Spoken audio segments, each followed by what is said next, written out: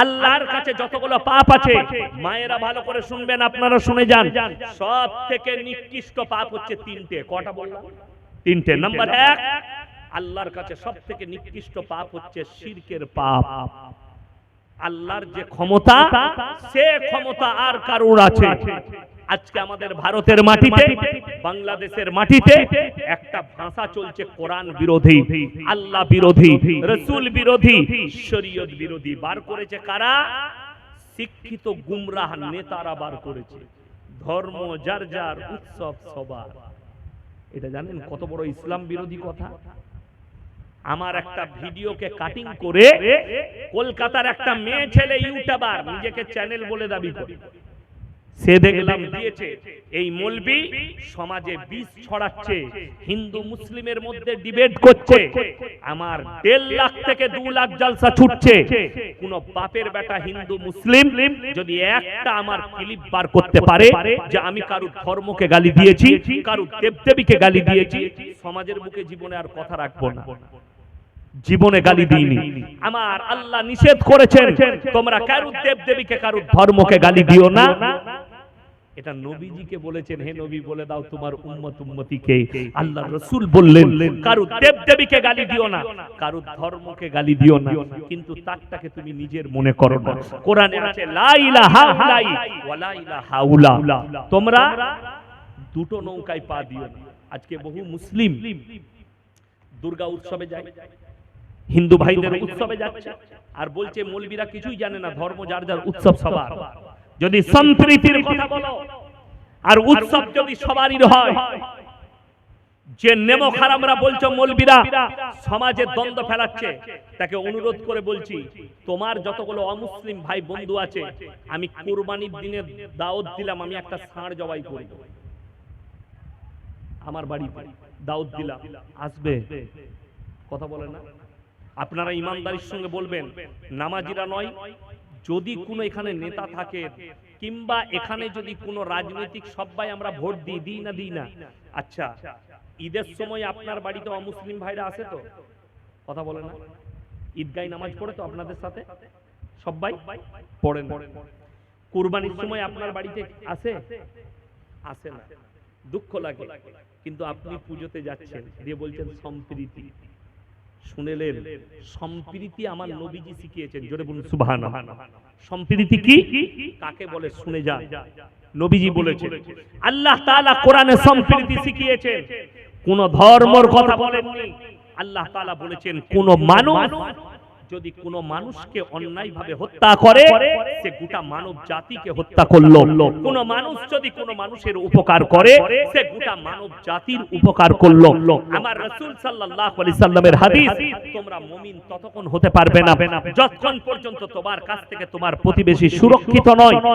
আল্লাহর রাসূল বললেন, দেখো না তোমার বাড়ির পাশে যে লোকটা বাস করছে, সে হিন্দু হোক, সে দলিত হোক, সে আদিবাসী হোক, সে খ্রিস্টান হোক, সে যদি ক্ষুধার্ত হয় খাবার দাও, বস্ত্রহীন হলে বস্ত্র দাও, বিপদে পড়লে তার পাশে দাঁড়াও। এইটাই হচ্ছে আসল সম্প্রীতি।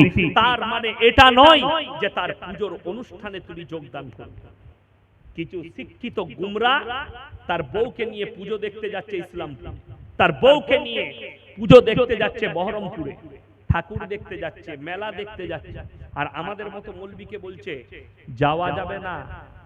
এই মৌলবীরা তো অশিক্ষিত, স্কুলে যায়নি, আমরা তো আর পুজো পাঠ করিনি। আপনাদেরকে উদাহরণ দিয়ে বুঝাচ্ছি, এই গ্রামে কার্তিকের পাড়ায় একটা বাড়িতে রাতের বেলায় ডাকাতি হচ্ছে, সব মানুষ ঘুমাচ্ছে, একটা ব্যক্তি পেশাব করতে উঠেছে, সে গাছের তলায় লুকিয়ে পেশাব করছে এবং দেখতে পেল অমুকের বাড়িতে ডাকাতি হচ্ছে।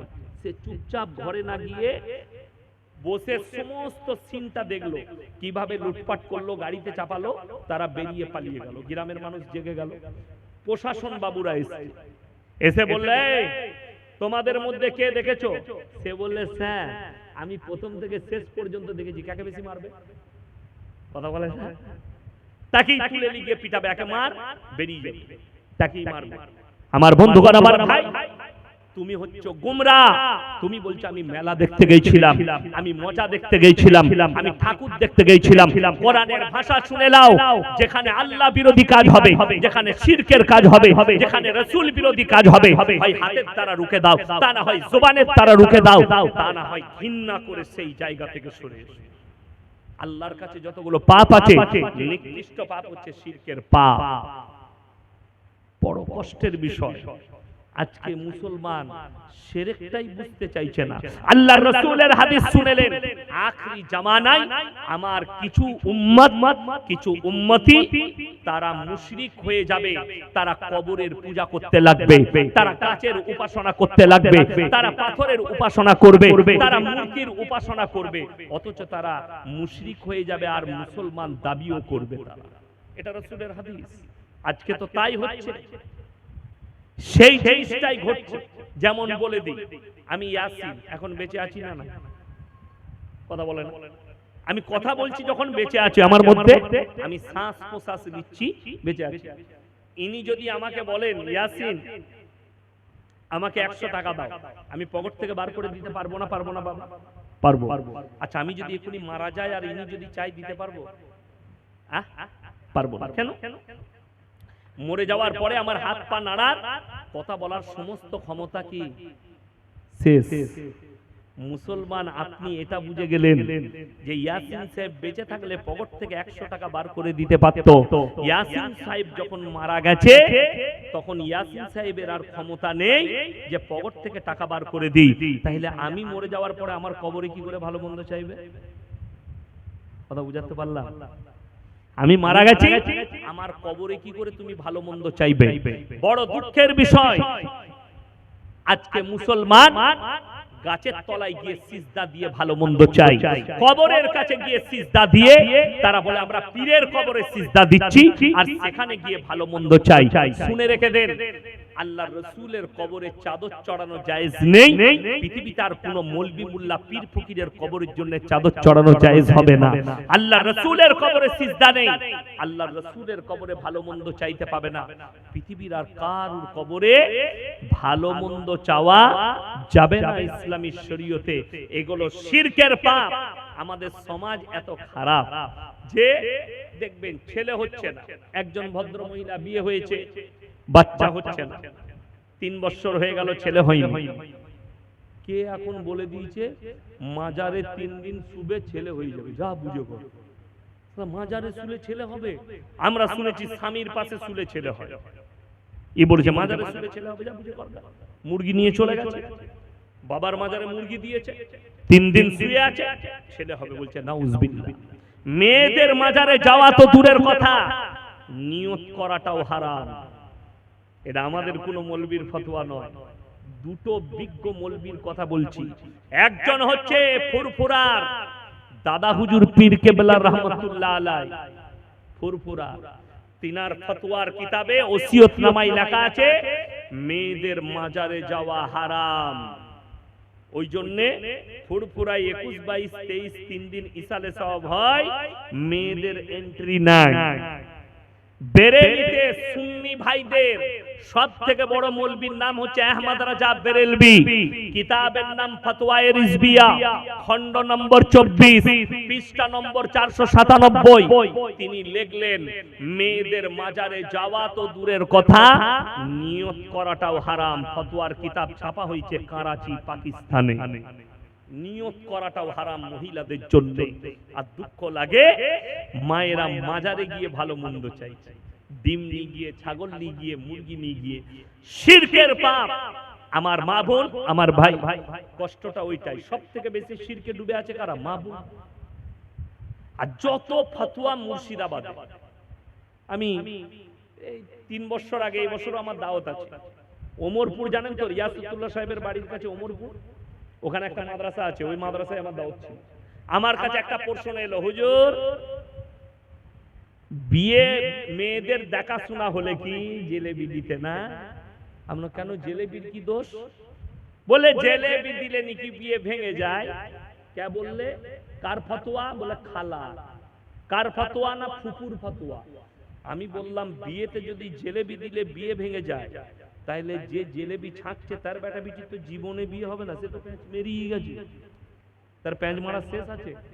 ফতোয়া কার খালা আমরা জানি।